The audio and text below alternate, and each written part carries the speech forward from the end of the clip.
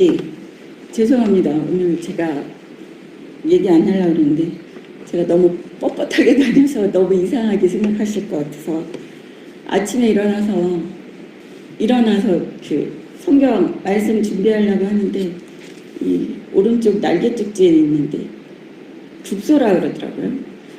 그쪽에 빗으로 칼로 찔르는 것처럼 이렇게 칼이 꽂혀 있는 것 같아서 제가 일어나지도 못하고 앉지도 못하고 막 울면서 소리 지르고 막 그랬어요. 그래서 성경 설교 준비도 제대로 못했습니다. 그리고 제가 오늘 처음 역대상을 들어가잖아요. 역대상은 거진 10장까지가 다 족보만 나와 있어요. 족보만 나와 있어서 역대상을 설교를 하려면 이 역사적인 기록이라서 이 계보를 해야지 되면 창세기부터 해야지 되기 때문에 너무 광범위하잖아요. 너무 많고. 그래서 너무 꾀가 나서 아버지한테 아버지 딴책하면 안 되겠습니까? 예수님이 이 잔을 내게서 옮겨주시면 안 되겠습니까? 하는 것처럼 저도 계속 쫄라했는데 아버지가 대답을 안 하시더라고요. 그래서 주보도 안 만들고 버티다가 어젯밤 주보도 12시 지나서 만들었어요. 제가 역대상 1장 그냥 만들고 해놓고 1시가 넘어서 너무 피곤해서 주보만 만들어 놓고 항상 아침에 아버지한테 받으니까 전 이런 적이 한 번도 없어요. 이렇게 등짝이 아프거나 자서 일어나서 몸이 불편한 적이 없는데 지금은 고개도 아버지께 경배 못하게 고개도 못 숙이게 하더라고요. 기도할 때도. 근데 죽을 힘을 다해서 네가 이기나 내가 이기나 해보자 그러면서 제가 찬양할 때도 좀 고개 숙이고 막 이러면서 정말 칼로 비수가 등짝을 찌르는 것 같아요. 그래서 성경을 읽어야지 되는데 고개를 숙여서 읽으면서 가르쳐야지 되는데 그것도 지금 저에게 힘든 것 같아요. 그러니까 이해하시고 제가 이제 좀 행동이 좀 굶기더라도 이해해 주시고 성경 찾는 게 좀 빨리 안 되더라도 이해해 주시기 바랍니다. 그래도 아버지가 가르쳐 주실 줄 믿습니다. 할렐루야 아버지. 역대상 1장 보겠습니다. 역대상에 대한 배경 또한 한번 보겠습니다. 이 역대상에서 족보, 계보에 대해서 나와 있어요. 계보라고 하면은 족보보다 큰 범위에서 조상들부터 내려오는 큰 틀을 계보라 그래요. 근데 족보 그러면은 그 가족의 이 기록을 족보라 그러니까 계보 밑에 족보가 들어가는 거잖아요. 그래서 제가 주보에다가는 아담부터 선택받지 못한 에서의 계보라고 나와 있으니까 지금으로 얘기하면 선택받지 못한 이 세상 사람들과 선택받은 하나님의 자녀요 이 차이라는 거예요. 그래서 1장에서는 선택받지 못한 백성의 계보예요. 그러니까 구약에서는 예수님이 십자가에 못 박혀 돌아가시기 전에는 그 선택받지 못한 백성, 선택받은 백성 이렇게 딱 갈라졌었잖아요. 그래서 이스라엘 백성, 즉 야곱의 12지파 그 후손들만 야곱부터 선택받은 백성이라고 되어 있잖아요. 그러면 야곱 이외, 이스라엘 이외의 사람들은 하나님께서 선택 안 하신 사람들이에요. 그 구약에서는 그렇게 정의를 내리고 있지만 이제 감사하게도 신약에서 우리가 마가복음에서 예수님이 십자가 못 박혀 돌아가신 그것을 공부했지 않습니까? 그 이후부터 즉 2000년 전부터는 우리는 이제 하나님께 선택받을 수 있는 거잖아요. 예수를 믿는 사람에게. 그래서 지금 현재는 믿느냐 안 믿느냐로 따라서 선택받았다 못 선택받았다가 정의가 내려지는 거예요. 근데 지금 여기에서 나오는 지금 역대상에서 이야기하는 것은 DNA에 따라서 에서 쪽이냐 야곱의 그 후손 쪽이냐. 야곱이라는 사람은 이름이 뜻이 속이는 자라는 뜻이었지만 밤새도록 하나님의 사자와 씨름을 하면서 죽기 살기로 자기 목숨을 내놓고 환도뼈까지 상함을 당하면서도 끊어져 가면서도 사자를 붙들고 놓지 않았다는 그것 때문에 하나님이 너무 기특하게 여기셔서 이름을 이제부터는 속이는 자라는 야곱이라고 하지 않고 이스라엘이라 하나님을 이겼다라는 뜻이죠. 즉 하나님을 이겨서 하나님이 기특해서 선택해 주신 거예요. 그 믿음을 보시고. 그래서 우리는 처음부터 끝까지 믿음으로 나아가야지 하나님께 자녀로서 인정받을 수 있고 축복도 받을 수 있고 우리의 축복의 그릇을 크게 키울 수 있다고 제가 얘기를 하는 거예요. 그 신약의 뒤에 사도들이 얘기해 놓은 거는 이 앞에 지금 제가 설교하고 모세오경의 그 내용을 간추려서 그 사람들도 그래서 믿음으로 의롭다함을 받았다, 뭐 믿음으로 구하면은 다 이루어진 줄 믿어라 이렇게 얘기를 하는 사도들 이유가 여기 구약에 다 나와 있다는 거예요. 함축된 거를 그들이 얘기해 놓는 거지만 우리가 직접 구약을 공부를 하면서 이 역사를 공부를 하면서 우리가 사도처럼 우리가 직접 배우는 것이 중요하다는 거예요. 그래서 제가 항상 요약본을 보지 말고 원본, 구약을 보라고 얘기하는 거예요. 이 역대상의 저자가 에스라입니다. 에스라라는 선지자 있죠.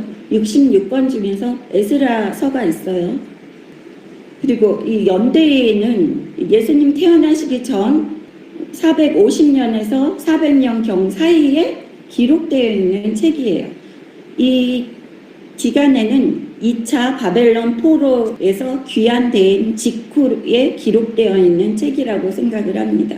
그래서 이스라엘 백성들이 바벨론의 포로로 잡혀가서 70년 동안 노예 생활을 하고 이스라엘로 귀환을 해요. 그래서 그때 다시 이스라엘 백성들이 자신들의 정체성을 찾기 위해서 역사를 기록한 책이에요. 역사를 기록하면서 정체성을 찾으려면 뭐를 해야지 돼요? 혈통을 찾아야지 되잖아요. 그래서 이스라엘 백성들이 바벨론의 포로로 70년 동안 있다가 돌아와서 내가 누군지, 내가 하나님의 선택된 이스라엘의 후손이라는 것을 기억하기 위해서, 그래서 1장에서만 그 선택받지 못한 그러한 에돔 족속까지의 기록, 그 계보가 나와 있는 것입니다. 그래서 우리가 1장에서 지금 선택받지 못한 그 계보에 대해서 지금 공부를 해야지 되는 거예요. 이 하나님의 자녀가 되면 똑똑해질 수밖에 없어요. 아버지 말씀을 듣고 이해해야지 되면 머리를 주셔야지 될 거 아니에요, 아버지가. 그러니까 하나님 아버지의 자녀들은 머리가 똑똑할 수밖에 없습니다. 그래서 이스라엘 백성들이 지금 유대인들이 전 세계를 좌지우지하고 있는 거예요. 아버지가 주시는 지혜라는 겁니다. 그래서 지혜의 근본은 하나님 아버지예요. 지혜의 근본. 지혜라고 그러면 보통 선한 것을 이야기합니다. 근데 그 지혜를 가지고 아버지를 아는 지식을 터득을 해야지 되는 게 하나님의 자녀들이에요. 악한 사람들은 악인, 그 사탄 마귀들이 주는 그 비상한 머리가 있어요. 잔머리들이. 하나님의 자녀들은 아버지가 주시는 지혜가 있고, 그 사탄 마귀들은 사탄 마귀가 주는 지혜라고 칩시다. 그 지혜가 있어요. 그 사탄 마귀들이 주는 지혜는 오로지 자신들의 생각대로 이 세상을 망쳐놓는, 눈이 우리가 지금 현재를 보기에는 선한 것처럼 보이잖아요. 잘 되는 것처럼 보이고, 그렇지만 하나님께로부터 떨어뜨려 놓는 것을 하는 것이 사탄 마귀들이 주는 지혜고, 하나님께서 주시는 지혜는 하나님 아버지를 아는 지식이 많아짐으로써 또 이 세상을 보는 눈도 시야도 넓혀지고요. 그 다음에 해석도 잘하게 되고, 이 세상의 주인으로서 아담처럼 세상 만물을 우리 손에 갖고 조정할 수 있는 그런 능력을 주시는 게 하나님이 주시는 지혜입니다. 그래서 지혜의 근본은 하나님이라는 것을 아셔야지 돼요.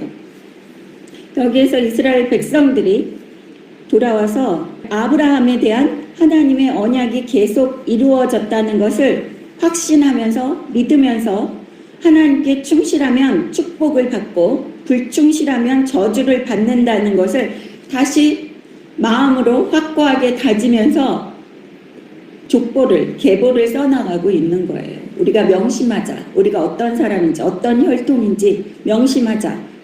라고 그런 것을 자각하기 위해서 써놓은 게 이 역대상, 역대하, 역사서입니다. 우리가 어떤 사람인지. 그래서 우리 대한민국 사람들도 각 사람들은 자신의 뿌리를 생각해야 돼요. 우리가 어떤 사람인지. 예수 믿는 사람들은 각자 뭐 이씨, 김씨 그런 계보, 그런 혈통 그런 거를 중요시 여기려는 게 아니에요. 우리가 예수님을 믿기 때문에 구약에서 선택된 이스라엘의 후손인 다윗의 후손인 예수님을 믿기 때문에 우리의 조상은 누구예요? 우리는 영적인 조상을 찾아야지 되는 거예요. 그래서 왜 여기에서 우리가 대한민국 사람이고 우리랑 아무도 상관없는 유대인의 족보를 공부해야지 되느냐, 계보를 배워야지 되느냐, 이런 고민을 가지시면 안 돼요. 그런 뿌리를 아는 것처럼 우리가 예수를 믿으면 내 믿음의 조상들이 어떠한 계보를 갖고 있고 어떠한 혈통이 있는지를 알아야지 되는 거예요. 우리의 영적인 계보를 알아야지 된다는 거예요. 그러면서 우리가 정체성이 확실하게 서고 우리가 자각하면서 내가 선택받은 이스라엘의 후손이다. 그리고 예수를 믿기 때문에 내가 하나님 아버지께서 창세기에서 아브라함과 처음 언약하시고 아브라함에게 주신 모든 그 축복이 지금 현재를 살고 있는 나한테 이루어질 수 있다라는 것을 자각하고 명심하고 자부심을 갖고 내 축복이 내 삶에서 이루어진다는 믿음을 갖기 위해서 우리가 계보를 공부해야 되는 거예요. 이런 중요한 것을 얘기를 못하게 오늘 마귀가 아침에 저를 그렇게 공격한 거예요. 제가 지금 오늘 성경 거의 준비 못했어요. 근데 아버지가 지금 계속 주시는 말씀을 지금 얘기하고 있는 거예요. 지금 뒤에 앉아서도 계속 울었어요. 아버지 아프다고. 근데 아주 중요한 이러한 우리의 정체성을 찾아야지 되기 때문에 이런 역대상을 제가 공부 안 하고 딴 거 공부하면 어떻겠습니까? 그랬을 때 아버지가 대답을 안 하신 거예요. 그리고 마귀들이 못 가르치게 지금 총 공격에 들어왔습니다. 사람들은 사탄 마귀 얘기하지 않아요. 요즘의 교회들은. 근데 저는 매일매일 전쟁이에요. 저는 매일매일 영적 전쟁을 해서 매일 아버지한테 징징거리면서 올 수밖에 없어요. 아버지 쟤네들이 나 때린대요. 아버지 쟤네들이 나 공격한대요. 아버지 쟤네들이 나 괴롭힌대요. 그러면서 맨날 징징거려요. 그래서 여러분이 영적으로 깨어나면 아버지께서 주시는 축복이 있는가 하면 또 아버지께서 사탄 마귀들에게 허락해서 공격하는 공격이 있어요. 근데 우리가 이렇게 그 계보를 알고 역사를 알고 이 깊이 있게 하나님을 알다 보면 이것은 아무것도 아닙니다. 내가 이 조그마한 힘든 일 때문에 아버지를 원망하거나 아버지를 놓지 못하겠다. 놓아서는 안 되겠다라는 그러한 죽기 살기로 야곱이 하나님의 사자와 밤새도록 씨름한 것처럼 우리도 씨름하면서 이길 수 있는 믿음이 생기는 거예요. 그러면서 아버지가 기특하다 그리고 축복 내려주시는 겁니다. 그래서 여러분 지금 현대를 살고 있는 사람들 중에서 요즘의 교회들은 구약의 축복은 다 가르치지를 않고 있어요. 구약의 축복과는 무관하다고 생각을 하고 있어요.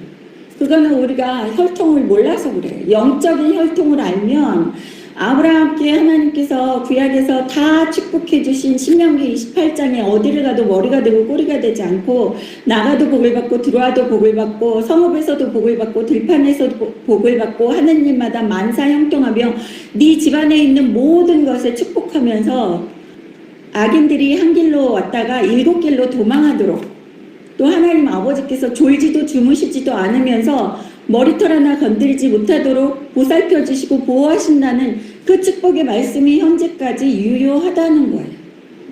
예수님이 율법을 완성하러 오셨다고 얘기하셨잖아요. 예수님이 완성하는 율법은 사람들이 착각하기 때문에 새 포도주는 새 포대에 담아야지 된다고 얘기한 것 때문에 구약을 무시하는데 그 뜻이 아니에요. 구약에서 말씀을 불순종하면 다 죽임을 받을 수밖에 없었지만 새 포대에 담아라는 이제 죽지 않는다. 너희는 이제 새 포도주다. 즉 예수 보혈을 의지하면 구약에서 죽을 수밖에 없었던 그런 그 죄들을 우리가 이길 수 있다는 거예요. 아버지께 회개하고 우리가 아버지께 의롭다함을 받고 영적으로 구원받아서 천국에 갈 수 있는 그러한 기회를 주신다는 거예요. 구약에서 우리가 계속 공부했지만 고라의 그 무리들까지도 땅이 갈라지면서 지옥에서 다 빨아들여가잖아요. 그렇게 되면 그냥 지옥이에요. 찬스가 없어요. 한 번 실수하면 아버지 말씀에 한 번 불순종하면 다 죽는다는 거예요. 그게 옛날 포대예요. 포도주 푸대가 옛날 포도주 푸대, 새 포도주의 푸대는 너희는 이제 새 포도주다. 즉, 새 포도주의 푸대는 그런 여러 제약들이 있음에도 불구하고 반드시 죽어야지 될 수밖에 없는 죄에도 불구하고 우리가 회개하면 다시 용서받고 기회를 받을 수 있다는 거예요. 육신이 살아있는 동안에는. 그게 새 포도주를 새 포대에 담으라는 의미입니다. 여러분, 구약을 완전히 무시하라는 게 아니에요.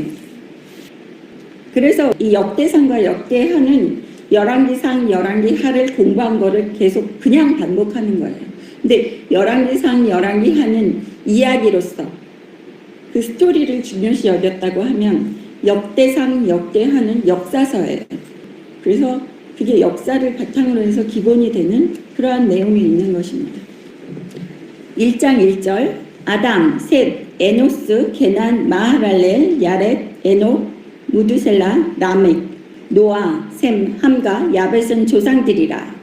네, 여기까지 4절까지 해놓으신 거를 보면, 그리고 5절에는 성경책이 동그라미 쳐져 있잖아요. 다른 제목처럼. 그 위에까지는 사람이 딸들과 섞여지지 않은 그러한 순전하게 아담의 혈통이에요. 왜 창세기에 하나님의 아들들이 사람의 딸들의 아름다움을 보고 들어가서 아내로 삼는지라라고 나와 있죠. 그래서 자손이 되잖아요. 근데 여기 1절부터 4절까지는 순수하게 아담의 혈통을 얘기하고 있는 거예요. 그게 차이점이라는 거예요. 사람들은 그냥 성경을 읽으면서 계보 그러면서 그냥 쑥 읽으면 이게 구분이 안 되는데 여기에는 아주 깊은 뜻이 있습니다. 이때는 아직까지는 그 사람의 피가 섞여서 사람의 수명이 120살로 줄어들기 전까지의 계보예요. 그래서 노아는 500세 때 아들을 낳잖아요. 셈과 함과 야벳을. 그러니까 500살 동안은 결혼을 안 했었던 거나 마찬가지예요. 그러면 그때 구약에 하나님의 아들들은 1000살 안팎으로 살았기 때문에 여기까지 얘기입니다. 우리 창세기 5장으로 가야지 됩니다. 그래서 아담의 계보를 한번 보겠습니다. 이것은 아담의 계보를 적은 책이니라. 하나님의 사람을 창조하실 때 하나님의 모양대로 지으시되 남자와 여자를 창조하셨고 그들이 창조되던 날에 하나님이 그들에게 복을 주시고 그들의 이름을 사람이라 일컬으셨더라. 아담은 130세에 자기의 모양 곧 자기의 형상과 같은 아들을 낳아 이름을 셋이라 하였고 아담은 셋을 낳은 후 800년을 지내며 자녀를 낳았으며 그는 930세를 살고 죽었더라. 여기에서 5장부터는 가인과 아벨의 이야기가 지나간 다음에 가인이 아벨을 죽인 다음에 그 후에 세 번째 아들을 낳은 거예요. 그러니까 이제는 셋의 계보만 얘기를 해요. 왜냐하면 가인이 추방을 당해서 해당이 안 돼요. 왜냐하면 살인을 했기 때문에 하나님이 추방을 하셨잖아요. 양반집 옛날에 우리나라의 조선시대 때 막 족보 따지면서 막 어깨에 힘주고 그러잖아요. 내가 하나님의 자녀라는 게 어깨에 힘이 들어갈 수 있는 게 공부하면서예요. 그래서 하나님의 자녀이면서 나는 너희들과 달라라는 그러한 어깨에 힘이 들어간다고 제가 계속 얘기한 게 제가 성경을 읽으면서 이 스토리를 알고 계보를 잘 알다 보면 나도 모르게 이게 있어요. 나는 너희와 다르기 때문에 너희와 똑같은 행동을 할 수 없어. 나는 내 아버지가 시키는 대로 할 수밖에 없어. 나는 아버지의 자녀이기 때문에. 나는 그런 정체성을 가질 수 있게 하는 게 이 계보를 공부하는 거예요. 사람들은 아주 쉽게 아주 무시를 해요. 근데 이게 아주 중요한 거예요. 제일 중요한 핵심이에요. 예전에는 양반들끼리 결혼하면서 족보 따지고 계보 따지고 그랬잖아요. 그건 정체성을 가졌다는 거예요. 지금 형제를 살고 있는 하나님의 자녀들도 우리가 정체성을 가지고 계보를 따지고 족보를 따지고 알아야 된다는 거예요. 여러분 가볍게 생각하지 마세요. 그래서 여기 다시 얘기하는 거예요. 사람을 창조하실 때 하나님의 모양대로 지으셨다 그러면서 남자와 여자를 창조하셨고 복을 주셨고 이름을 사람이라 하셨고 아담이 130세에 자기의 모양, 자기의 형상과 같은 아들 셋을 낳았다. 이제 아담의 계보는 셋으로 통해서 이어진다는 이 이야기를 하고 있는 것입니다. 그 다음에 창세기 9장 노아 때로 가겠습니다. 여기 보시면 4절에 노아, 셈, 함과 야벳은 조상들이라 라고 나와 있죠. 창세기 9장은 하나님께서 이제 홍수가 그치고 노아가 땅을 밟아서 내려와서 노아도 땅에 내려오자마자 한 게 하나님께 번제를 드리는 그러한 일을 먼저 했어요. 보면은 성경을 읽다 보면 모든 사람들이 하나님이 기뻐하시고 하나님이 선택하시고 한 그런 사람들은 모두 무슨 일이 있으면 새로운 땅에 도착하든지 모든 시작하기 전에 하나님께 제사부터 드려요. 단부터 쌉니다. 그 단을 쌓을 때는 하나님께서 다듬지 말고 단을 쌓으라 그랬어요. 그냥 돌로. 그 뜻은 제단을 쌓을 때 여러분 마음에 가식이 있어서는 안 된다는 거예요. 하나님을 섬길 때는 온전하게 순수하게 온전한 그대로 여러분의 마음 그대로 받으시고 그대로 보신다는 거예요. 제단을 쌓을 때 손으로 다듬은 거 정과 징으로 다듬고 뭐 하지 말고 그대로 돌 그대로 하라는 거예요. 9장 1절 하나님이 노아와 그 아들들에게 복을 주시며 그들에게 이르시되 생육하고 번성하여 땅에 충만하라. 하나님이 주시기 좋아하시는 게 뭐라고요? 복을 누구에게 주세요? 하나님의 자녀들에게. 그래서 여러분 복을 못 받았다. 내가 삶에서 내가 풍요롭게 살지 못하고 지금 현재 세상에서 부자로 살지 못하고 내가 하나님이 주시는 축복을 모두 누리지 못하고 있다. 그러면 그것은 마귀들이 못 받게 하는 거예요. 그 하나님을 올바르게 섬기지 못했기 때문에 하나님이 기뻐하시는 방식대로. 그래서 여러분 지금 적으세요. 신명기 28장의 축복을 아마 15절까지 나와 있을 거예요. 설교 끝나고 오늘 꼭 읽어보세요. 그런 축복이 여러분의 삶에서 이루어져야지 하나님께서 온전하게 축복해 주시는 거예요. 신명기 28장 성경 곳곳에서 모세오경에서 아버지가 모세오경뿐이 아니라 모든 그 구약 모든 전체에서 내 말에 순종하면 어떻게 된다고 축복을 주시겠다고 얘기하셨어요. 이건 기복신앙에 대해서 제가 얘기하는 거 아닙니다. 기복신앙은 복을 추구하는 게 우선순위예요. 그래서 하나님을 선택한다는 거예요. 인간이 선택하는 거예요. 기복신앙은. 내가 복받기 위해서 하나님을 선택하는 게 기복신앙이에요. 지금 이 세상에 창궐하고 있는 교회에서도 창궐하고 예수 믿는 사람들도 그렇게 생각하고 있는 기복신앙 그거는 마귀가 주는 그런 복이에요. 우리는 아버지가 선택권이 있어요. 내가 선택권이 있는 게 아니에요. 내가 아버지께 선택을 받아서 내가 아버지 입양된 거예요. 예수 보혈 때문에 내가 아버지 자녀가 됐어요. 그러면 아버지의 족보를 알아야지 돼요. 아버지가 사람에게 넣어준 영의 족보, 내 뿌리를 알아야지 돼서 뿌리를 공부하고 있는 거예요. 내가 선택받았어요. 그러면 내가 선택받았기 때문에 아버지 집안, 하씨 집안, 하나님 아버지 가문의 자식들이 어떻게 축복을 누리면서 무슨 재산을 물려받았는지를 알아야지 기도를 하고 받아낼 거 아니에요.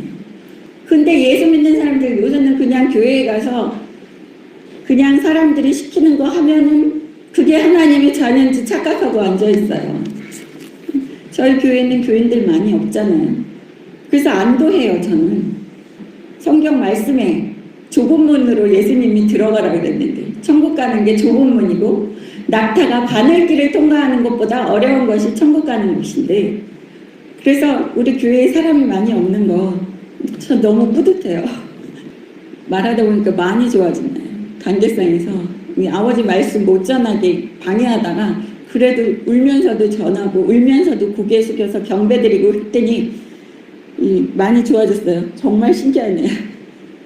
그래서 우리는 아버지가 주시는 축복이 뭔지 내가 무슨 유산을 물려받아야지 될지 알아야지 되는 게 하나님의 아버지의 자녀들이에요. 신명기 28장 꼭 읽으십시오. 1절부터 15절까지 이제 노아, 셈, 함, 야벳의 조상들에 대해서 나온 것 때문에 창세기 9장 2절에 보시면 다시 아담에게 하나님께서 이야기하신 것처럼 땅의 모든 짐승과 공중의 모든 새와 땅에 기는 모든 것과 바다의 모든 물고기가 너를 두려워하며 너희를 무서워하리니 이것들은 너희 손에 붙였음이니라.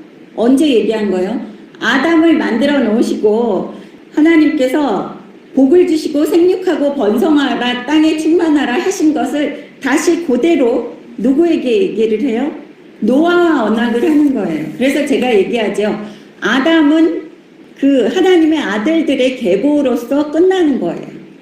거기에서 자폰을 해서 다시 제2의 아담으로서 나타나는 사람이 누구예요? 노아라는 거예요. 창세기 9장에서. 그래서 우리는 아담의 피는 조금 섞여 있을 거예요. 그렇지만 진정으로 조상은 노아예요. 노아부터.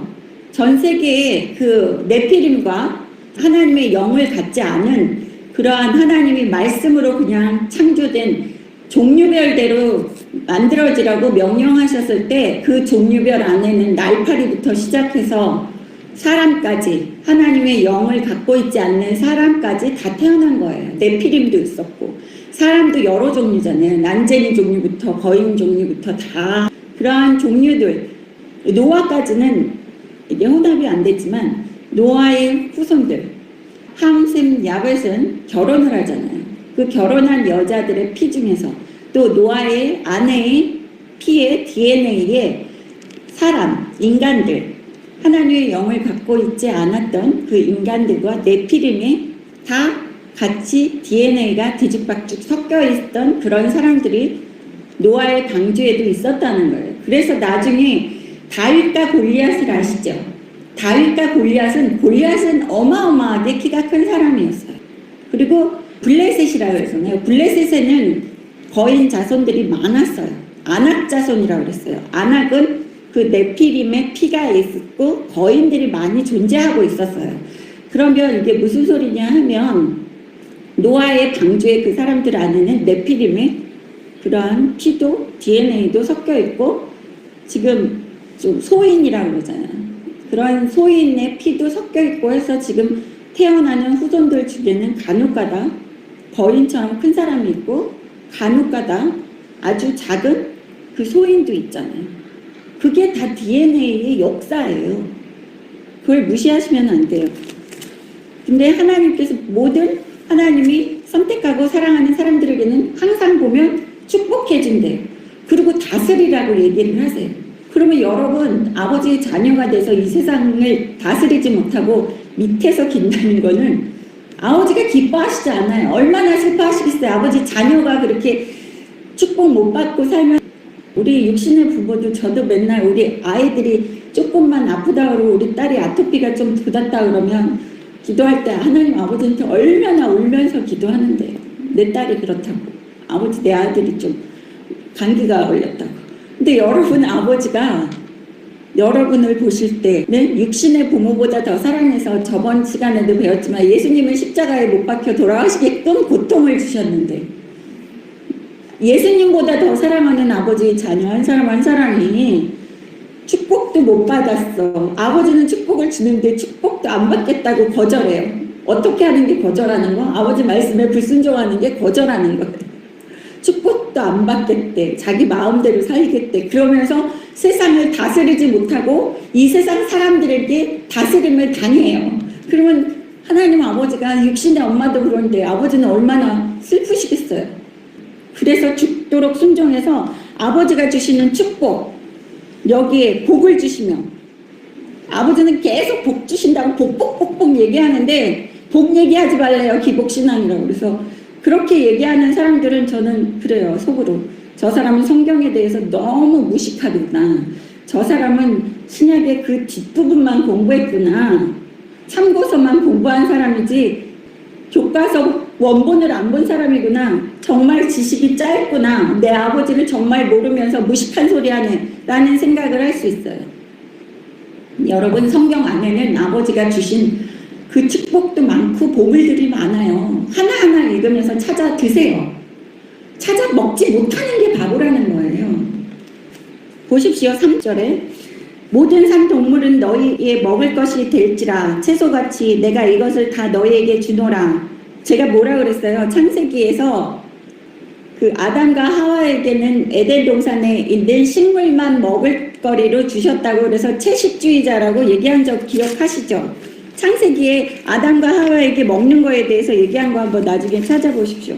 여기 보시면 3절 모든 산 동물을 먹을 것이 되게 주셨다고 얘기하시는 거 볼 수 있어요. 모든 산 동물을 주셨는데 나중에 레위기에서는 어떤 동물은 먹고 어떤 동물은 먹지 말라고 하는데, 첫째는 세상이 변화되면서 세월이 흘러가면서 이 동물들과 세상이 더러워지고 하면서 생물들이 이렇게 돼지고기 같은 거에서 이상한 기생충 때문에 뇌를 파고들어서 죽을 수도 있잖아요. 그래서 하나님께서 여기에서 9장 3절에서 다 먹으라고 산동물을 다 너희의 먹을 거리로 줬다고 그러지만 또 다시 선택된 이스라엘 백성들에게는 먹을 거 있고 못 먹을 게 있다고 얘기하는 거는 내 새끼들은 아프면 안 돼. 그래서 여기에서 계속 읽다 보면 하나님께서 동물에게 찢겨 죽인 그런 짐승은 이스라엘 백성들은 먹지 말고 팔 수는 있어, 이렇게 얘기해 놓으신 게 있어요. 너무 재밌죠. 그러니까 내 새끼들은 먹지 마. 그렇지만 내가 선택하지 않은 다른 사람들에게는 팔 수 있어. 걔네들은 아프든 말든 상관없어. 이렇게 얘기하시는 게 볼 수 있어요. 그래서 제가 얘기하는 거예요. 하나님은 아버지의 자녀가 아닌 사람에게는 눈꽃만치도 관심이 없다고. 근데 그거 가지고 공격하시는 분도 있어요. 거짓말하지 말라고. 하나님은 이 모든 세상 사람들을 사랑하시고 사랑하셨기 때문에 예수님을 보내주시기는 했어요. 근데 믿느냐 안 믿느냐로 믿는 사람들은 아버지가 사랑하셔서 끔찍하게 보호하시는데 안 믿는 사람들은 관심 없어요. 아프든 말든 죽어나가든 말든 그거는 있어요. 그래서 선택권은 주셨어요. 선악과 나무의 열매처럼 예수님을 이 세상에 보내주셔서 선악과 나무의 열매나 마찬가지예요. 믿을래 말래. 에덴 동산에서는 선악과 나무의 열매를 놓고 먹지 마. 그러고 먹을래 말래였잖아요. 지금 예수님이 2000년에 오신 게 선악과 나무처럼 오셔서 믿을래 말래가 된 거예요. 그래서 지금 에덴 동산과 똑같은 실정이에요. 에덴 동산에서는 딱 2명밖에 없었지만 지금 전 세계 많은 사람들 상대로 해서 믿을래 말래 하는 거예요. 4절 보십시오. 그러나 고기를 그 생명되는 핏째 먹지 말 것이니라. 여러분 핏째 먹지 마세요. 그래서 제가 어느 순간부터 순대를 그렇게 좋아하다가 순대 못 먹게 하시고 순댓국에 있는 그 선지 같은 거, 해장국의 선지 같은 것도 못 먹더라고요. 너무 역겨워서 그렇지 않았는데 그게 역겹더라고요. 그러면서 먹지 못하게끔 또 하나님께서 하세요. 성령님께서. 그게 여러분이 이제 성령님이 마음에 많이 오셔서 내 삶의 주인으로 임하시면 그냥 싫어져요. 모든 게 아버지가 싫다고 하지 말라고 하신 것들은 자동적으로 싫어진다는 것은 성령님이 그만큼 나의 주인이 되셔서 나를 이끌어 가시는구나라는 생각을 하시면 됩니다. 5절 내가 반드시 너희의 피 곧 너희의 생명의 피를 찾으리니 짐승이면 그 짐승에게서 사람이나 사람의 형제면 그에게서 그의 생명을 찾으리라. 그래서 아주 사악한 영화가 뱀파이어 영화들 있잖아요. 피만 빨아먹는 거. 그것은 사악하게 하나님께 도전한다는 거예요. 피는 생명이기 때문에. 그래서 그런 영화들을 보면 우리가 오싹오싹 무서워하는 거예요. 그래서 여기에서 하나님께서 뭐라 그래요? 동물의 피를 먹는 것까지도 하나님께서 그 생명을 찾은다고 그러세요. 사람을 죽이는 거는 당연히 살인죄지만 동물을 죽이라고 그러셨잖아요. 죽여서 먹어도 된다고 그러셨지만 피째 먹는 거는 하나님께서 금하시는 거예요. 잘 모르면 사람들이 잘 먹어요. 몰라서 또 그래서 내 백성이 지식이 없어서 망하는도다라는 것이 있어요. 그런 걸 너무 먹어서 몸이 건강이 악화될 수도 있다는 거예요. 하나님께서 뭐 당장 뭐 죽이시고 그러지는 않으시지만 여러분 몸이 자꾸 악화되고 그러고 암 같은 거나 이 세상에 이상한 병들이 자꾸 있는 거는 아버지가 먹지 말아라 이거는 너희한테 부정하다 건강하지 않다 얘기하는 것을 자꾸 먹기 때문에 그렇게 되는 거예요. 그래서 아버지가 또 성경에서 그 씨앗을 같이 교배해서 뿌리지 말라고 그러셨는데 요새는 GMO 같은 것도 많이 있잖아요. 그래서 GMO 음식들을 먹지 않는 게 좋다고 그렇게 얘기하는 거예요. 그러니까 하나님이 먼저 성경에서 다 얘기해 놓으셨더라고요. 그리고 두 번째 먹지 말라는 짐승들을 모세오경에서 이스라엘 백성들에게 얘기한 거는 그 동물을 가지고 가나안 족속들이나 이방 민족들이 우상 숭배하면서 제사 드릴 때 사용하는 그러한 동물들을 또 사용하지 말라고 그러시는 게 있어요. 그래서 그 동물을 먹지 말라고 하는 의미는 두 가지가 있어요. 하나는 우리 건강이 안 좋아서, 하나는 그 이방 족속들이 제사를 지낼 때 그 동물을 사용했기 때문에. 그래서 나중에 노아에서 동물까지 다 죽이시는 거는 그 이방 동물까지 사용해서 악한 일에 많이 사용했다는 동물들까지도 수감도 있어. 그래서 하나님께서 노아 이렇게 전멸시키신 겁니다. 창세기 9장 6절 보겠습니다. 다른 사람의 피를 흘리면 그 사람의 피도 흘릴 것이니 이는 하나님이 자기 형상대로 사람을 지으셨음이니라. 여기 하나님이 자기의 형상이라고 그러잖아요. 모양이라고 안 그러고 형상이라고 그래요. 근데 아담은 모양과 형상이라고 그랬잖아요. 하나님이 지으신 모양과 형상은 아담은 겉모양도 하나님이 지으시고 안에 있는 형상도 하나님의 영이 있었기 때문에, 근데 여기에서는 형상이라고만 얘기하잖아요. 하나님이 지으신 형상대로 우리 영이 있다는 거예요. 그 안에. 그래서 노아의 방주 이웃 사람들은 다 하나님의 영이 있다고 얘기하는 거예요. 노아의 방주로 40일 동안 비가 내리고 1년 넘게 전 지구가 물속에 잠겨 있었다고 생각해 보세요. 1년 넘게 물속에 잠겨 있으면 코로 호흡하는 동물들 다 죽었어요. 그렇죠? 그렇기 때문에 지금 현재 우리 살고 있는 사람들은 하나님의 영을 다 갖고 있어요. 노아가 갖고 있었기 때문에 하나님의 영이, 그래서 후손들이 태어나면 계속해서 그게 번성이 되는 거예요. 그래서 하나님께서 축복하실 때 하나님의 형상을 갖고 있는 아담과 하와에는 생육하고 번성하라 그랬잖아요. 그리고 또 노아에게 생육하고 번성하라. 내 영을 세상 곳곳에 충만하게 퍼뜨려라 하는 거예요. 하나님의 영을. 얼마나 감사해요. 이런 걸 읽으면 한자 한자 의미를 알면 여러분 자부심을 가지지 않을 수가 없어요. 긍지가 생겨요. 내 혈통에 대해서. 우리 혈통이라는 거예요. 7절 보십시오. 너희는 생육하고 번성하며 땅에 가득하라. 그 중에서 번성하라 하셨더라. 생물들, 세상에 있는 생물들 중에서도 누구를까 번성하면 좋다고 아버지가 그러세요? 사람들이 세상에 더 번성하기를 원하시는 게 아버지 마음이에요. 뜻은 하나님 아버지의 자녀들이 번성하고 축복받고 세상을 가득 메우는 것을 하나님 아버지께서 기뻐하시는 거예요. 그래서 예수 믿는 하나님의 자녀들은 자식들 많이 낳으셔야지 돼요. 결혼하시고. 저는 후회스러워요. 더 날 걸. 딱 둘만 낳게 저도 후회스러워요. 한 넷은 낳을 거. 아들들, 딸들. 하나님의 자녀들이 많아지면 빛과 소금이 많아진다는 소리예요. 8절 보십시오. 하나님이 노아와 그와 함께한 아들들에게 말씀하여 이르시되 내가 내 언약을 너희와 너희 후손과 너희와 함께한 모든 생물 곧 너희와 함께한 새와 가축과 땅의 모든 생물에게 세우리니 방주에서 나온 모든 것 곧 땅의 모든 짐승에게니라. 방주 안에 있는 것은 노아의 가족뿐만이 아니라 동물들까지 하나님께서 선택하셨다는 거예요. 그래서 여러분 동물 학대도 하나님 기뻐하시지 않는다는 거예요. 동물도 학대하지 마세요. 그것도 하나님의 피조물이고 노아의 방주 때 선택받은 그러한 후손들이에요. 지금 살아있는 동물들 또한.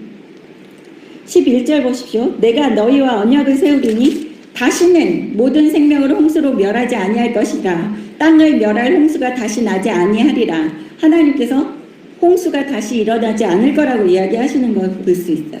뜻은 무슨 바닷물이 범람해서 잠겨가지고 지구가 막 다 새로 되고 생명들이 다 죽어나갈 거라고 얘기하는 그런 이상한 예언자들도 있고 있잖아요. 믿지 마세요. 왜냐하면 아버지가 여기 홍수로 다시 멸망시키지 않는다는 뜻은 홍수라는 거는 물이라는 거잖아요. 그러니까 바닷물이 범람해서 다 잠겨서 죽고 이러는 거는 없을 거라는 거 얘기하시는 거예요. 그래서 성경을 알면 얘기하는 게 구분이 돼요. 이건 가짜 선지자다. 이건 진짜다. 이게 왜냐하면 성경을 한자 한자 알다 보면 아버지가 하신 얘기가 기억이 나거든요. 성령님이 가르쳐 주세요.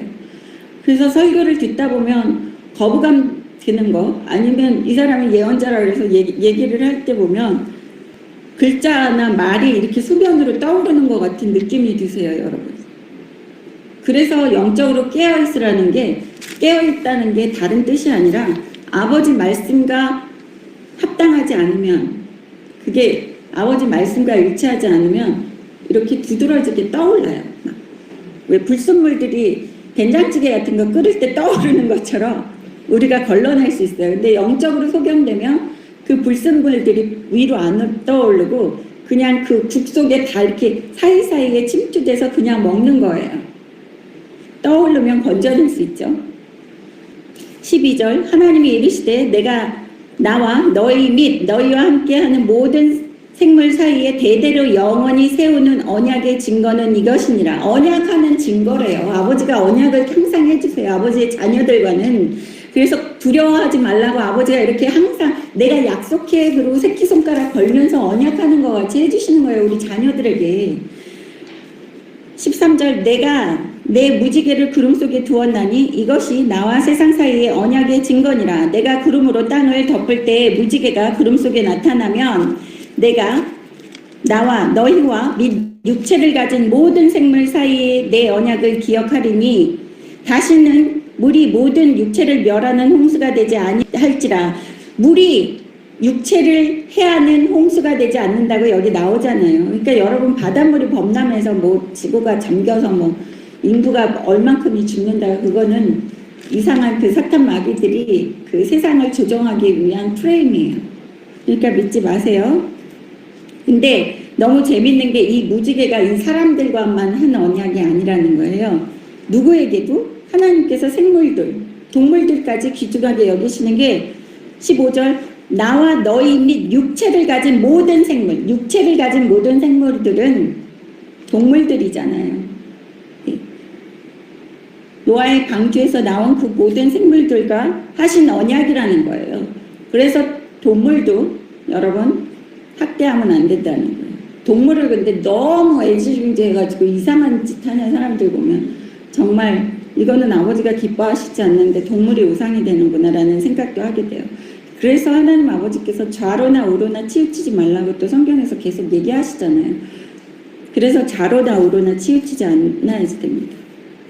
제가 오늘 역대상 1장 다 안 끝내도 여러분 이해하세요. 왜냐하면 우리 뿌리를 찾아야 돼서 옛날에 영화 뿌리라는 게 있었잖아요. 아프리카 그 노예로 미국으로 팔려가서 우리가 지금 그 뿌리를 찾는 거예요. 그 뿌리 영화만 나는 뿌리를 알아 하는데 제가 보기에는 예수 믿는 사람들 자기 뿌리 몰라요. 대부분.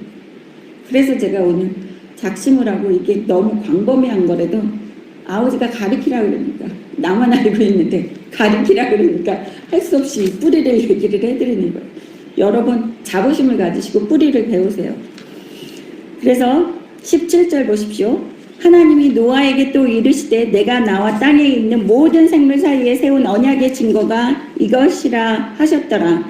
우리에게 노아에게만 사람에게만 하신 언약이 아니라는 거예요. 여러분 이 동물들도 생육하고 번성할 수 있고 안전하게 살 수 있는 그러한 언약을 하나님께서 해주셨다는 거예요. 근데 뭘 주셨다고요? 무지개. 무지개는 7빛깔이에요. 저 어렸을 때만 해도 전 세계 무지개 하면 과학에서 7색깔로 얘기를 해요. 근데 지금 동성애 퍼레이드 할 때나 동성애들을 상징하는 깃발이 무슨 깃발이에요? 무지개 깃발이에요. 그거는 뭐라는 거예요? 하나님께 단도직입적으로 대항을 한다는 거예요. 대적을 한다는 거예요. 동성애는 하나님을 대적하는 겁니다. 아시겠죠? 동성애를 뭐 이해해줘야 된다고 하는 이상한 신부도 있고 목사도 있고 그런 쓰레기 같은 인간들이 목사가 되고 신부가 돼서 사람들 미혹시키는 거 여러분 영적으로 깨어서 아셔야지 돼요. 여기서 하나님이 무지개를 주셨어요. 언약으로. 이제 다시는 세상을 멸하지 않으시겠다고 하시는 그 언약이에요. 근데 그 언약을 이렇게 자기네 마음대로 바꾸면서 하나님을 대적하는데 동성애에서 하는 그 무지개 깃발 색은 6가지 색깔이에요. 과학에서 예전에 얘기하는 색깔은 7색이었는데 요즘은 학교에서도 교과서도 사람들이 자꾸 6가지 색을 인식하고 있어요. 점점 바뀌어가고 있어요. 7가지 색이라고 얘기하는 데가 점점 줄어들고 있더라고요. 세상이 말세다 보니까. 빨주노초 파남보잖아요. 동성애 깃발은 남색이 없어요. 남자를 상징하는 남색. 보통 여자 색깔은 붉은색 쪽이라고 그러잖아요. 남자 색깔은 파란색 쪽인데 보라색은 붉은색과 파란색을 섞으면 보라색이 나와요. 근데 빨주노초 파 남을 빼고 보 이렇게 해놨어요. 그래서 6가지 색을 만들어서 동성애 깃발은 6가지 색깔이 있습니다. 그리고 그게 무지개 색이라 그러면서 그거를 왜곡시켜서 하나님이 주신 7가지 완전한 숫자 7가지의 색을 6가지 인간의 숫자, 사탄의 숫자 6을 만들어서 무지개를 만들어서 6가지 색깔로 지네가 하나님 앞에 단도직입적으로 대항을 하고 대적을 하고 있는 상황이에요. 그렇게 사탄이 우리 사회에 이렇게 침투해주고 있는데 그거를 몰라요. 사람들은 그 무지개 깃발이 어떤 의미가 갖고 있는지 여러분 지금은 배우셨죠? 저한테. 동성애 깃발은 6가지 무지개색이고 하나님을 정면으로 대적하고 있는 거예요. 동성애를 허락하면 안 된다는 거예요. 그래서 동성애가 허락해진 나라는 하나님의 징계가 임할 거라는 것을 명심하세요. 회개하고 돌아와도 죄의 대가는, 죄의 보응은 자손 3, 4대까지예요. 그래서 지금 대한민국이 동성애 합법화되려고 차별금지법이 통과되면 우리는 중금이에요. 하나님의 자녀들은 보호하시겠지만 그런 더러운 세상에서 살려고 그러면 우리가 힘들어져요. 그래서 죽기 살기로 막아야지 되는 게 차별금지법이라는 거예요. 그렇죠? 그거 누가 앞장섭니까? 빨갱이들이요. 그리고 로마 교황청의 교황도 그래요. 동성애자들을 옹호합니다. 그리고 교황청에서 얼마 전에 발표했어요. 사람은 동성애자로 태어났다고. 제 블로그에 올려놨어요. 그렇게 얘기했어요. 교황청에서 대변인이. 사람은 동성애를 위해서 태어났다. 왜? 동성애하면 생육하고 번성하지를 못해요. 온 땅에 충만해지지를 못해요. 자손이 번성할 수가 없어요. 그게 마귀가 뿌려놓은 씨앗인데 그렇게 하고 있어요. 근데 지금 빨갱이들 좋아하는 정권이 들어서면서 차별금지법을 합법화시키려고 그러고 나라를 온통 분탕질 시켜놓는 게 여러분 눈에는 그냥 정치로 보이죠. 영적으로 깨어난 사람들 눈에는 사탄 마귀들이 하나님 아버지 대적하는구나가 보여요. 동성애 얘기 안 해야지 되는데 이런 얘기들 많이 해야지 돼서 아버지가 저한테 얼굴 내리라 그러셨나 봐요. 여기에서 그래서 무지개에 대해서 이야기했습니다. 이제 18절 제가 지금 설교하는 거는 준비하거나 테마를 정해서 하는 게 아닙니다. 그냥 그 자리에서 성경 읽다가 아버지가 주시는 생각 그대로 말씀드리는 거예요. 여러분. 저는 이렇게 계획해서 설교하는 거 없습니다. 성경 읽으면서 그때그때 해설해 드리는 거예요. 그러니까 인용할 구절은 포스트잇으로 이렇게 붙여서 오기는 해요. 18절 보겠습니다. 방주에서 나온 노아의 아들들은 셈과 함과 야벳이며 함은 가나안의 아버지라. 노아의 이 세 아들로부터 사람들이 온 땅에 퍼지니라. 뭐라 그럽니까? 가나안의 아버지가 누구라고요? 함. 가나안 족속은 하나님을 대적하는 그런 숭배하지 않는 그러한 족속이 가나안 족속이에요. 그래서 하나님께서 출애굽시켜서 가나안 땅을 주겠다 그러는데 그 가나안 땅의 족속들을 다 쫓아내고 악을 행하기 때문에 다 쫓아내고 이스라엘 선택된 백성에게 그 가나안 땅을 주시겠다 그러면서 젖과 꿀이 흐르는 땅이라고 얘기하신 거예요. 근데 성경을 읽어보면 가나안 땅이 젖과 꿀이 흐르는 땅이 아니에요.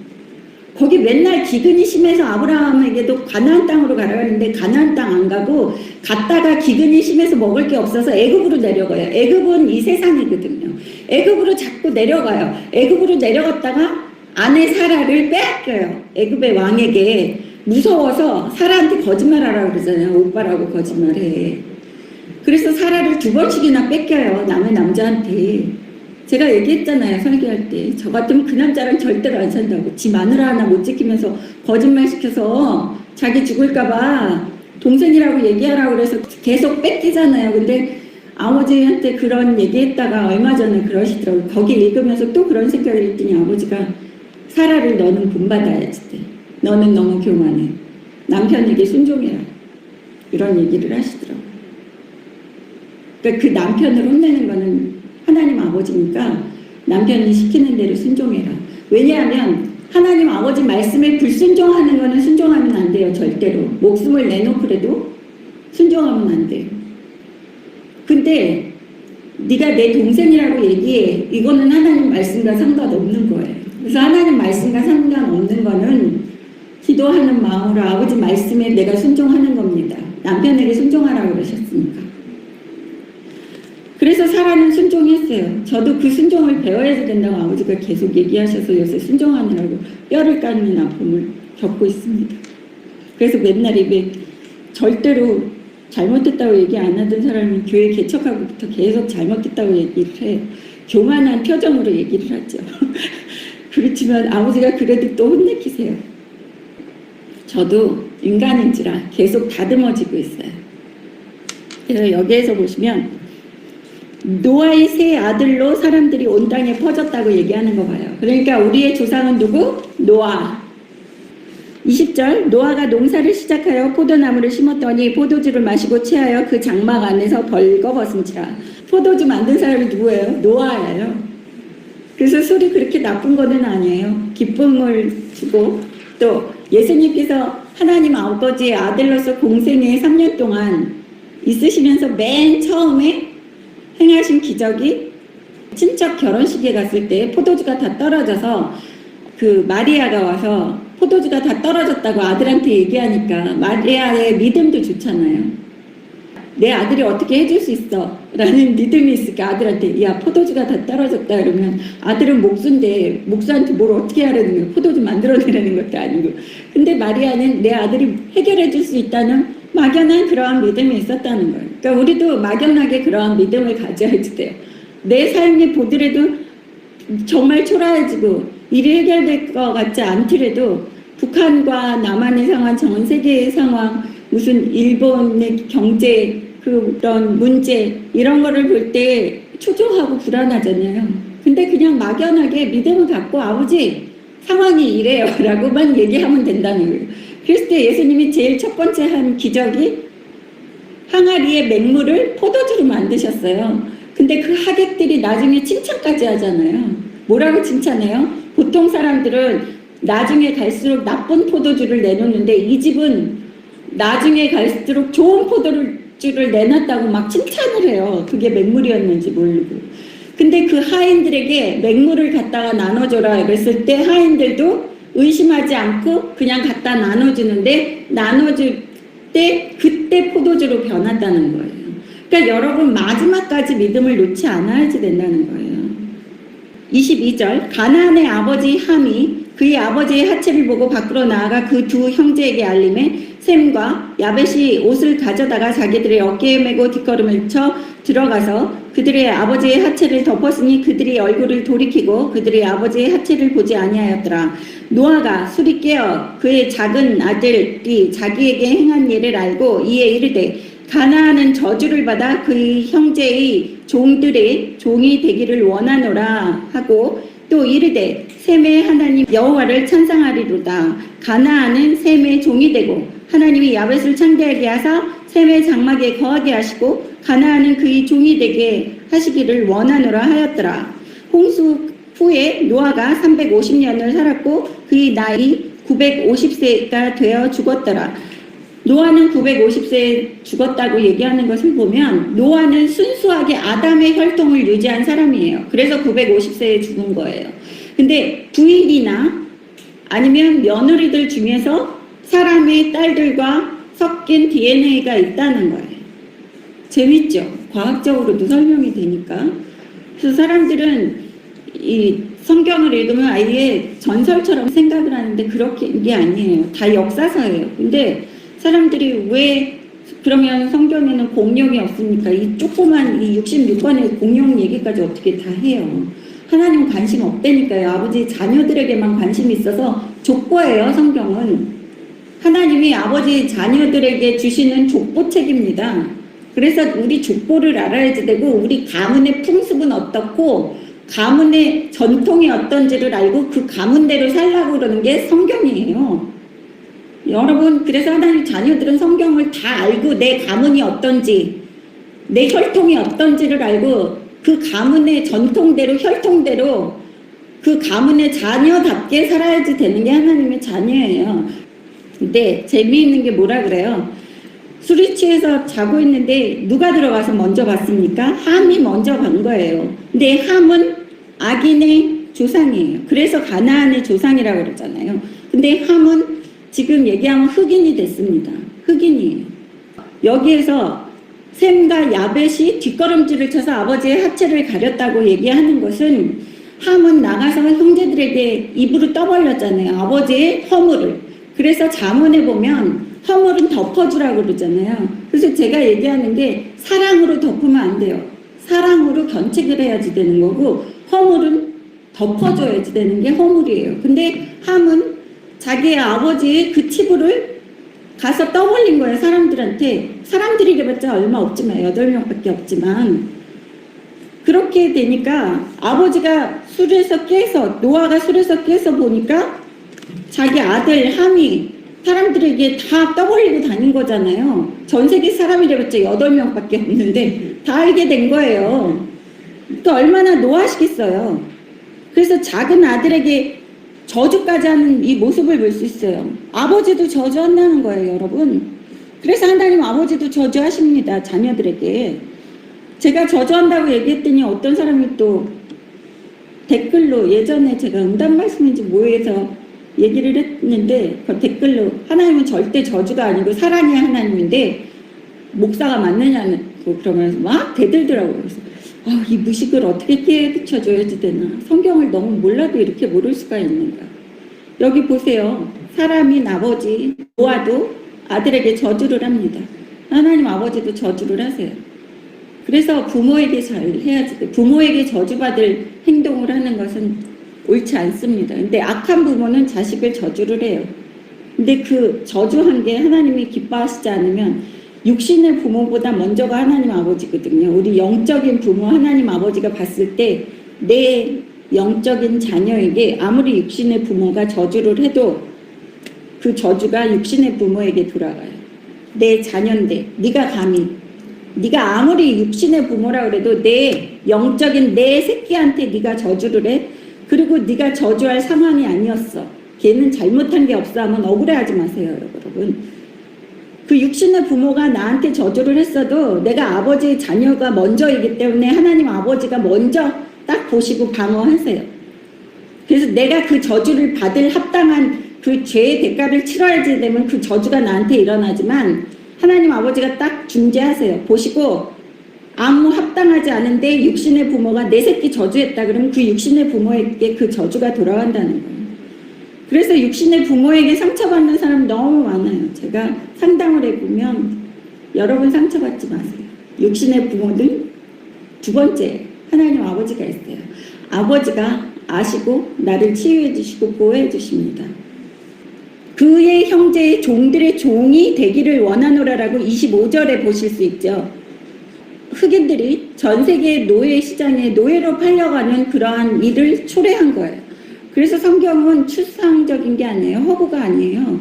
얘기해놓은 거 하나하나가 이루어져요. 근데 그거를 이해를 못하고 해설이 안 돼서 그러는 거예요. 그래서 지금도 흑인들이 제일 가난한 나라 대표하는 게 흑인의 나라들이에요. 그래서 저주를 받아서 종의 종이 되는 거예요. 그래서 전 세계에 노예로 팔려가서 아프리카 그 민족 함의 후손들이 전 세계에 보세요. 아메리카 내리고 북미부터 남미까지 다 노예로 끌려갔던 사람들이에요, 지금. 왜냐하면 아메리카 쪽에서는 흑인들은 없어요, 원래. 잉카 문명, 아즈텍 문명, 마야 문명 이렇게 인디언 문명들이 있었기 때문에 흑인이 있다 그런 건 아메리카 대륙에 있는 흑인들은 다 노예로 간 거예요. 그 유럽 쪽도 마찬가지입니다. 전 세계에 있는 흑인들은 다 노예로 팔려간 결과예요. 그래서 이렇게 저주를 한 것을 여기에서 보실 수 있어요. 26절 또 이를 때 셈의 하나님의 여호와를 찬송하리로다. 가나안은 셈의 종이 되고 즉 셈 백인이죠. 그래서 백인들의 노예로 그렇게 오랫동안 고통을 받고 산 그러한 시간을 우리는 기억하고 역사 속에서 볼 수 있습니다. 27절 보십시오. 하나님이 야벳을 창대케 하사 셈의 장막에 거하게 하시고 가나안은 그의 종이 되게 하시기를 원하노라 하였더라. 가나안은 또 종이 되게 하신다고 얘기하시는 모습을 볼 수 있어요. 가나안은 함, 함의 후손이에요. 그래서 제가 역대상으로 돌아가서 읽어보면 가나안에 대해서 그러니까 읽어볼 겁니다. 이 노아가 어마어마하게 여기 저주를 해놓는 거 보면 계속해서 대대로 야벳의 종이 되는 것까지 함이라는 거예요. 무시무시하죠. 다시 돌아오겠습니다. 역대상. 야벳의 자손은 고멜과 마곡과 마대와 야왕과 두발과 메섹과 다리스요. 고멜의 자손은 아스그나스와 다박과 도갈마요. 야완의 자손은 엘리사와 다시스와 기띔과 도단임이더라. 함의 자손은 그스와 미디라임과 북과 가나안이요. 여기 나오죠. 함의 자손은 가나안이라고 나옵니다. 아까 읽었던, 제가 창세기 9장에서 지금 읽었던 거 설명했던 게 여기에 계속 나오고 있습니다. 구스의 자손은 스바와 하일라와 삽다와 라마와 삽드가요. 라마의 자손은 스바와 드단이요. 구스가 또 니무롯을 낳았으니 세상에서 첫 영걸이며 미스라임은 루딤과 아나임과 르하임과 납두힘과 바르두심과 가슬루임과 갑도림을 낳았으니 블레셋 종족은 가슬루임에게서 나왔으며 가나안은 마다들 시돈과 헷을 낳고 또 여부스 종족과 아모리 종족과 기르가스 종족과 히위 종족과 알가 종족과 신 종족과 아르왓 종족과 스말 종족과 하맛 종족을 낳았더라. 네, 여기에서 보시면 이 함의 후손이 가나안이었던 거를 우리는 여기에서 알 수 있습니다. 여기 다시 창세기 또 가겠습니다. 창세기 10장 8절 보겠습니다. 여기 니무롯에 대해서 이야기하는 것을 볼 수 있어요. 역대상 1장 10절에서 보면 구스가 또 니무롯을 낳았으니 세상에서 첫 영걸이다. 영걸이라는 것은 영웅호걸이라는 뜻이에요. 그 영웅호걸이라는 뜻은 영특하고 용기가 있고 기상이 있으며 처음에 용맹한 그 장군과 같은 그러한 사람이었다는 거예요. 니무롯은 태양신을 숭배하는 그 뿌리가 있는 니무롯이에요. 그래서 니무롯은 태양신을 숭배하는 바벨론이라 그러면 하나님을 대적하는 왕국이잖아요. 계속 괴롭히고 바벨론 그러면 이 세상을 상징하는 거예요. 그 바벨론 일대 왕이 니무롯이에요. 재밌죠? 성경에 이렇게 깊은 뜻이 있어요. 창세기 10장 8절 보겠습니다. 역대상 1장 10절에서의 그 니무롯을 여기에서 보겠습니다. 구스가 또 니무롯을 낳았으니 그는 세상의 첫 용사라. 네, 첫 용사인데 보십시오. 9절에 그가 여호와 앞에서 용감한 사냥꾼이 되었으므로 속담에 이르기를 아문은 여호와 앞에 니무롯같이 용감한 사냥꾼이로다 하더라. 10절 그의 나라는 시날 땅의 바벨과 에렉과 아깝과 갈레에서 시작되었으며 그가 그 땅에서 아스르로 나아가 니느웨와 르호보딜과 갈라와 니느웨와 갈라 사이에 레센을 건설하였으니 이는 큰 성읍이라. 미스라임은 루딤과 아나님과 르하빔과 납두힘과 바드루심과 가슬루힘과 갑도림을 낳았더라. 네, 여기에서 그 니느웨라고 또 나와 있죠. 니느웨 성은 요나 아시죠? 요나가 물고기 뱃속에서 3일 동안 있다가 가서 니느웨 성을 회개하게끔 만들어서 당장 소돔과 고모라처럼 하나님께서 심판하시려다가 니느웨 사람들이 회개하고 금식하고 회개하는 기도를 들으시고 20년 뒤에 결국에는 망하지만 그때 하나님께서 진노를 거둬들이신 그 니느웨도 나오는 것을 여기에서 볼 수 있습니다. 9절에 그가 여호와 앞에 용감한 사냥꾼이 되었으므로 그 여호와 앞에서 용감한 사냥꾼이다 그러면 하나님을 대적했다는 뜻이에요. 여호와 앞에 하나님을 대적하는 그 니무롯을 여기에서 이야기하고 있는데 사람들은 그 뜻을 몰라요. 근데 단어 하나가 이렇게 중요해요. 이 니무롯은 하나님 앞에서 감히 하나님 앞에서 용감했다. 하나님 앞에서는 용감하면 교만이 되는 거예요, 여러분. 하나님이 제일 싫어하는 게 뭐라고요? 교만. 근데 니무롯은 교만했어요. 그래서 제가 이거 설교하기가 너무 힘들었던 거예요. 역대상을. 너무 복잡하죠? 다시 창세기 15장 9절 가겠습니다. 이 창세기를 알아야지 뿌리를 알기 때문에 이 이스라엘 백성들이 자기네 뿌리 찾으면서 이렇게 계보를 적어 놓은 거예요. 15장 9절 보시면 여호와께서 그에게 이르시되 나를 위하여 3년 된 암소와 3년 된 암염소와 3년 된 순양과 산비둘기와 집비둘기 새끼를 가져올지니라. 뭐라 그래요? 하나님이 받으시는 제물은 하나님이 기뻐하시는 것으로 명령하시는 것을 또 볼 수 있어요. 그래서 여러분이 하나님이 기뻐하시지 않는 방법대로 예배드리고 하나님이 기뻐하시지 않는 방법대로 하나님을 아무리 경배하고 해도 그리고 기도해도 하나님이 안 받으신다는 거예요. 보면 이렇게 산비둘기, 집비둘기 이런 것까지 다 따드신다는 거예요. 얼마나 세밀하신지. 그래서 이런 거를 읽어보면 내 머리털 하나까지 다 세신받았다는 게 의심할 수가 없어요. 너무너무 디테일하신 하나님이기 때문에. 그래서 제가 다시 얘기하지만 방언 필요 없더라고요. 저는 평생 방언 안 했지만 아버지가 제 마음 먼저 아시고 먼저 얘기해 주세요. 제가 말 떨어지기 전에 생각만 가지고도 먼저 아시고 제가 뭐 이렇게 맛있고 뭐 하면 이걸로 장사해볼까라는 생각을 할 때가 있어요. 지금도 너무 맛있고 그러면 이거 괜찮겠다라는 생각을 하고 우리 김 집사님이 맛있는 데 있으면 저를 잘 데려가시거든요. 먹어보라고. 워낙 집구석에서 안 나가니까. 그래서 같이 먹다가 이거 맛있어서 괜찮겠다라는 생각을 하면서 동시에 장사하면 좋겠다라는 생각만 했는데 아버지가 왜 장사하게? 생각 끝나기도 전에 저한테 먼저 그러세요. 왜 장사하기? 딱 그러세요. 그러니까 너 뭔 생각을 하는 거예요. 이러고 혼내키시는 게 딱 제가 생각을 끝내지도 않으면서 맛있다 그러는데 벌써 그 생각을 하셔서 아니요 아버지부터 해요. 그럼 우리 김 집사님 알아요. 먹다가 갑자기 맛있다 그러면서 아니요 아버지 그러면 또 뭐라고 혼내키셨구나 벌써 알더라고요. 그래서 하나님 아버지는 우리 생각까지 호흡까지 다 하십니다.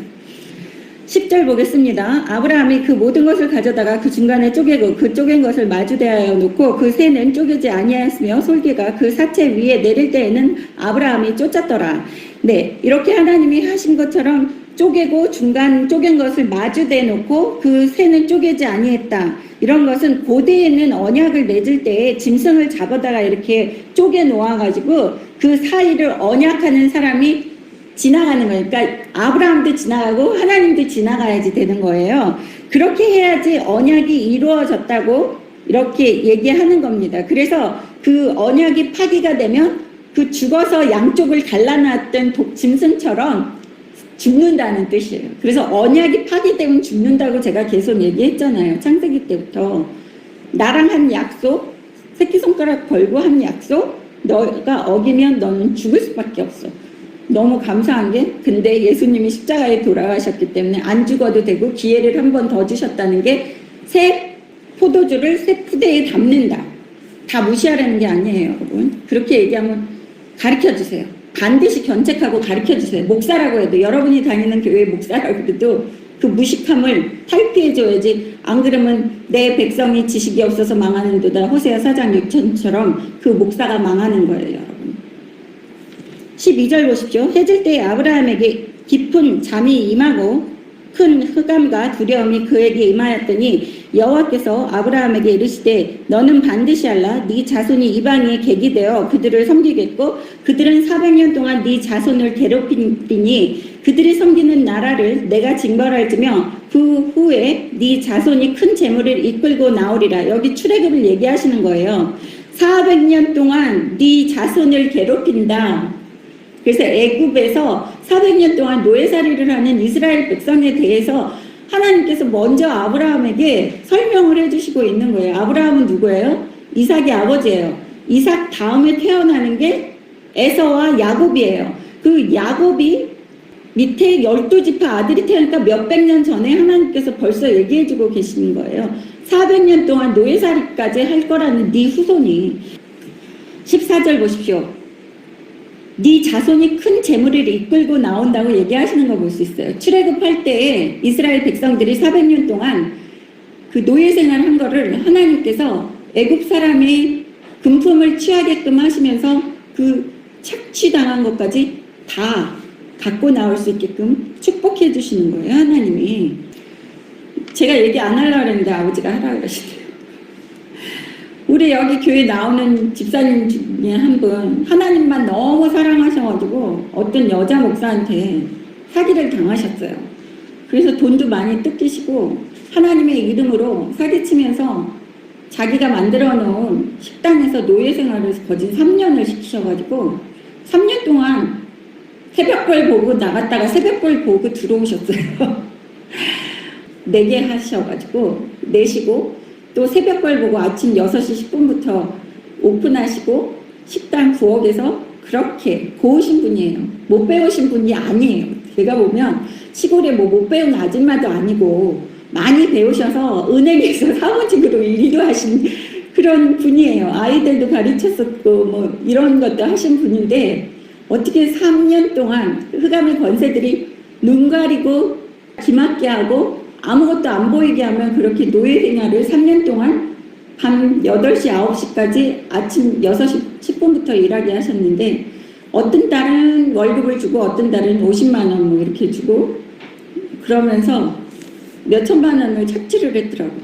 근데 저는 그걸 몰랐어요. 그리고 그 집사님이 없는 걸로 친다 그러시면서 그렇게 얘기를 하셔서 마음이 너무 아프고 짠한데 그 몇 년 전 거잖아요. 6, 7년 전 거고. 그래서 저희 교회에 오셨을 때 제가 그랬어요. 하나님 사랑하는 마음만 가득하고 말씀이 없었기 때문에 그래서 하나님이 너무 사랑하셔서 이렇게 반짝 들어다가 낮은 교회로 가게 하셨나 보다고. 근데 그 집사님은 제 응답 말씀 이런 거 보고 동영상 보고 이 낮은 교회를 좋아하신 게 아니라 그냥 성경 서론 이런 거 성경에 대한 그 이해 이것만 보시고 좋아하셨대요.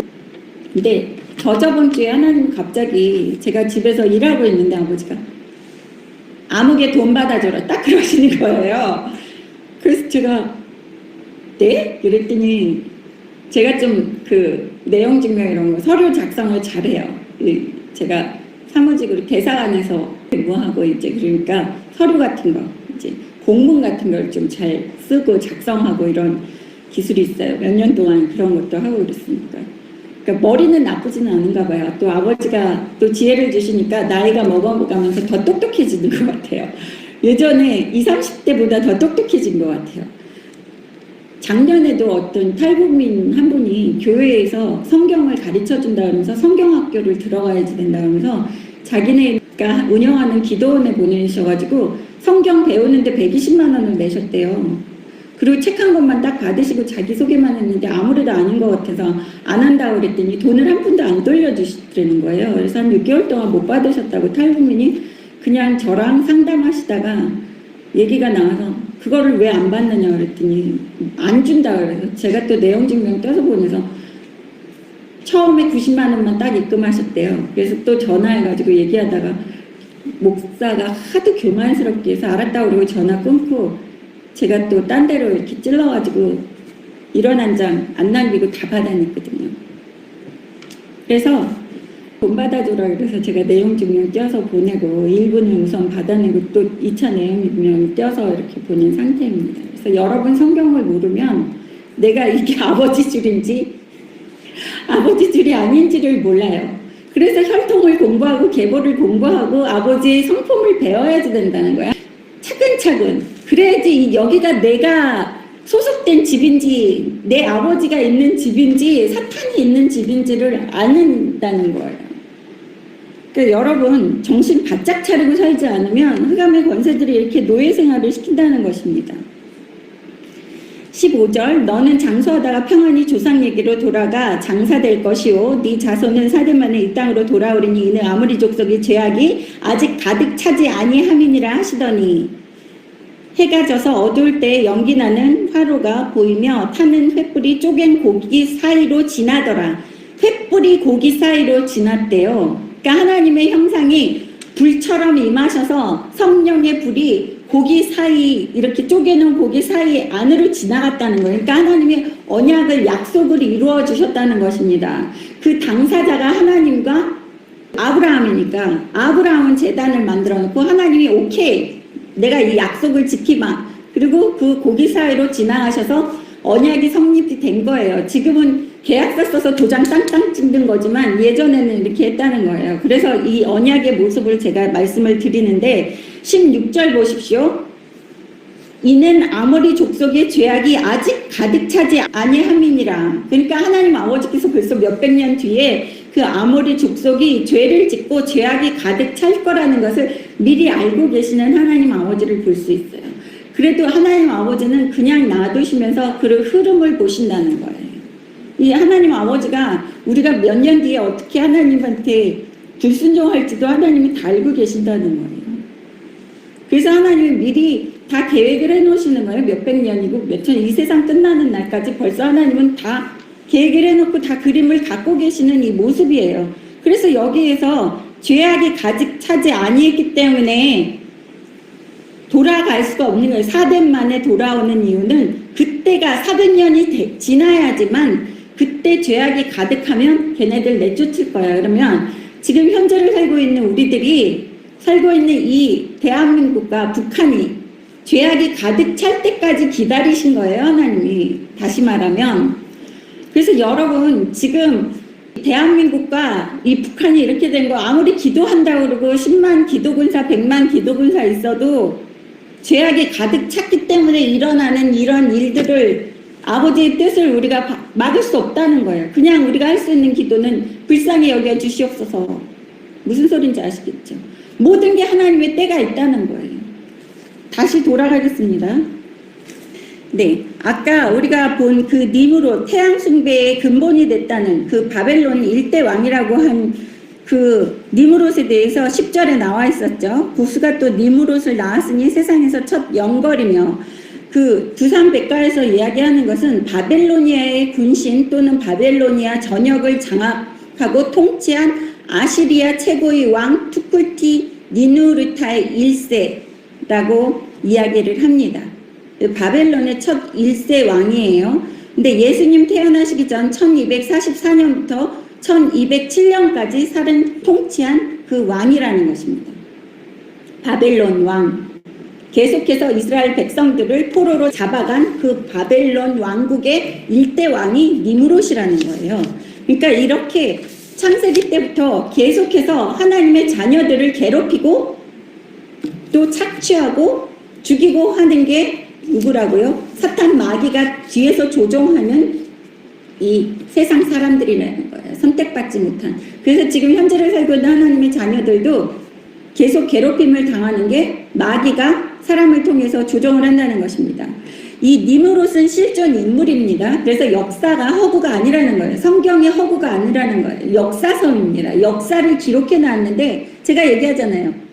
계보, 혈통, 하나님의 자녀들의 혈통, 계보, 그 아버지 풍습, 가풍, 우리 조상들을 공부하는 그 족보책이나 마찬가지라는 것을 제가 이야기하는 겁니다. 니므롯의 의미는 반역이란 뜻을 갖고 있어요. 반역. 마라드에서 유래된 말로 여호와께 대항하는 자요 바벨론 종교를 세운 자입니다. 니므롯이 바벨론 종교를 세운 사람이에요.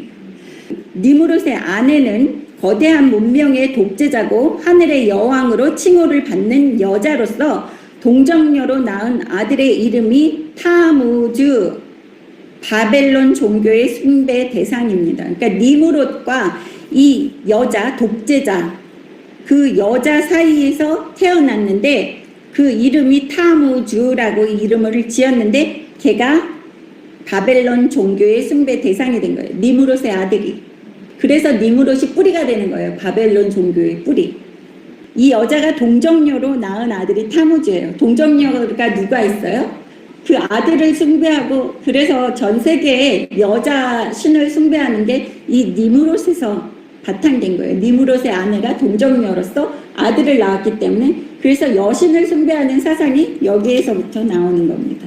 하나님을 대적하는 것. 천주교에서 지금 동정녀 그리고 그 예수님 이런 그 관계가 거기에서 태양신 숭배하는 사상에서 나왔어요. 그래서 사복음서에서 보면 제가 요한복음은 7, 80년 뒤에 추가된 거라고 그랬잖아요. 근데 그 유일하게 요한복음을 공간복음서라고 안 그래요. 마태, 마가, 누가복음만 공간복음서라고 그래요. 근데 요한복음에서만 유일하게 마리아를 어머니로 나타나고 마리아가 등장하면서 요한에게 네 어머니라고 그러면서 섬기라고 얘기를 해요. 예수님이 십자가에서. 근데 마태, 마가, 누가에서는 그 내용이 없거든요. 근데 두세 명의 증인이라고 그랬잖아요. 그렇게 하실 수 있죠. 근데 예수님이 십자가에서 어머니 하면서 그렇게 하시더라고요. 요한복음에서는. 그러니까 성경 곳곳에서 이렇게 조심했어야지 돼요. 그리고 니무롯 설화에 보면 그가 사냥을 나갔다가 멧돼지를 만나서 옆구리 박혀 죽었는데 그 멧돼지에게 옆구리를 찔려서 죽였어요. 3일째 되는 날 시체로 발견되었다가 부활됐다고 하는 거예요. 그래서 타무주의 생일이 12월 25일을 기념합니다. 그래서 12월 25일이 예수님이 진짜 탄생하신 날이 아니에요. 예수님 진짜 탄생하신 날은 7월입니다. 그 탄생일을 기념하기 위해서 24일 날 밤 저녁에 장작을 쌓아 태우는데 이 장작이 크리스마스 장식으로 바뀐 거예요. 그런 주장이 있어요. 그리고 태워진 장작이 그 다음 날에 보니까 새 나무로 이렇게 멀쩡하게 살아있는 나무가 이렇게 됐다고 그러면서 그 나무를 크리스마스 장식 트리로 이렇게 만드는 겁니다. 이 나무가 상록수로 영원한 생명의 상징이라고 얘기하는 거예요. 그러니까 얼마나 재미있어요. 예수님의 사건과 하나님의 사건을 이 이방 종교들이 많이 이렇게 자기네들이 이렇게 갖다가 뺏어서 이렇게 믹스시키는 이런 게 예수님을 많이 흉내내는 이러한 것 때문에 다 헷갈릴 수 있다는. 그래서 명심하셔야지만 내가 하나부터 열까지 내가 어디 집안에 소속돼 있는지, 내가 진짜 하나님 하시 집안에 소속돼 있는지 그거를 명심하시고 그 풍습을 잘 배워야지 된다는 것입니다. 그래서 네, 여기까지 오늘은 여기 16절까지밖에 못했습니다. 그렇죠? 역대상 16절까지 공부했습니다. 여러분 모두 올바르게 하나님의 자녀라는 정체성을 배우셔서 하나님이 주시는 모든 축복과 생육하고 번성하시고 이 세상을 다스리시는 그러한 능력을 아버지께로 받는 여러분 하나님 아버지의 자녀가 되시기를 주님의 이름으로 축원합니다. 기도하시겠습니다. 저 다 나았네요. 설교하다가 이게 다 나았어요. 할렐루야 아버지. 아침에 그렇게 징징 울면서 오고 앉았다 일어났다도 힘들었는데 마귀를 이겼습니다. 할렐루야. 304장 통일찬송가 404장 하나님 앞에 찬양 올려드리겠습니다. 너무 재밌는 게 제가 지금 찬양하면서 손을 들고 아버지한테 할렐루야 그러면서 속으로 찬양하면서 마귀한테 내가 이겼지 사탄 마귀야 이랬더니 갑자기 이게 딱 끊어지는 거예요. 근데 이게 너무 신기한 게 전기가 있어요. 있는데 갑자기 딱 끊어지는 거예요. 그러니까 마귀가 제가 이겼지 그러면서 통쾌해하니까 내가 이걸로 공격한다 그러면서 또 갑자기 그 반죽이 가지고 딱 공격을 하느니 저는 매 순간순간이 전쟁입니다, 여러분. 여러분도 매 순간순간이 전쟁인데 그거를 못 느끼시는 것 뿐이에요.